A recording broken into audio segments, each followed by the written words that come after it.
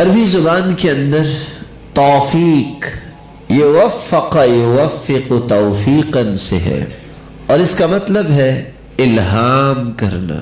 اللہ ذو الجلال جس کو توفیق دیتے ہیں اس کی عقل و دانش میں خیر کی باتیں ڈالتے رہتے ہیں۔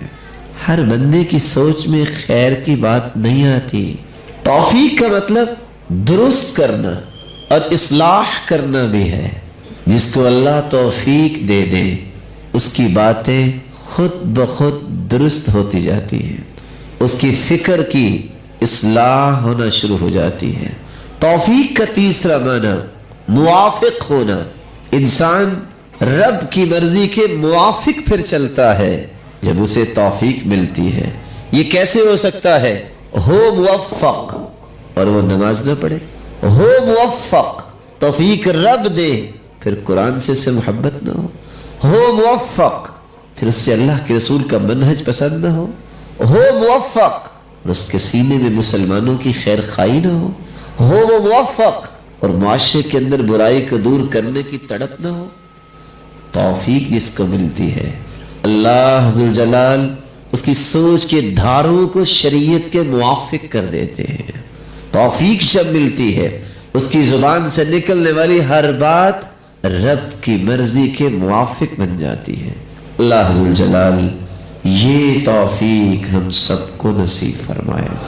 اس لیے اصطلاحی معنی بیان کرتے ہوئے علماء یہ لکھتے ہیں توفیق سے مراد یہ اللہ کی خاص عنایت ہے جو کسی بندے کو نصیب ہوتی ہے، جس عنایت کے نتیجے میں دو چیزوں کا ظہور ہوتا ہے۔ اس انسان کے دل میں نیکی کی شدید رغبت پیدا ہو جاتی ہے، نہ اسے کھانے میں اتنی لذت آتی ہے، نہ اسے پینے میں اتنی لذت آتی ہے، نہ اسے پہننے میں اتنی لذت آتی ہے جتنی نیکی کے کام کرنے میں لذت آتی ہے۔ اس توفیق کے نتیجے میں، اس نصرت الہی کے نتیجے میں اللہ ذو الجلال نے جو ایک سسٹم بنایا ہے، قرین وہ شیطان جو ہر انسان کے ساتھ لگایا ہے اس کے اثر کو اللہ کمزور کر دیتے ہیں۔ شیطان ہے ساتھ لیکن بے اثر کمزور ہو جاتا ہے، اس کو ڈی ٹریک نہیں کرتا، کرنے کی کوشش کرتا ہے، یہ ذکر کر کے اپنے آپ کو ایک مضبوط قلعے میں لے جاتا ہے۔ باہر کھڑا کیا کرے گا؟ اگر غصہ آئے ذکر کرتا ہے، جھٹک دیتا ہے، دور کھڑا کیا کرے گا؟ توفیق جب ملتی ہے تو انسان کے دل میں خیر اور بھلائی کی رغبت زور پکڑتی ہے۔ اور سچ کہا سفیان ثوری نے، میں 20 سال تک اپنے آپ کو کھینچتا رہا آؤ خیر کی طرف، پھر اللہ ذو الجلال نے مجھ پہ ایسی رحمت نازل کی، اگلے 20 سال دل مجھے کھینچتا تھا اٹھو بیٹھے کیوں ہو کو نیکی کا کام کرو۔ 20 سال میں نے اپنی نیت کو اس طرح کیا کہ میں نے کرنا ہے کام، میں نے تہجد پڑھنی ہے، میں نے قرآن پڑھنا ہے۔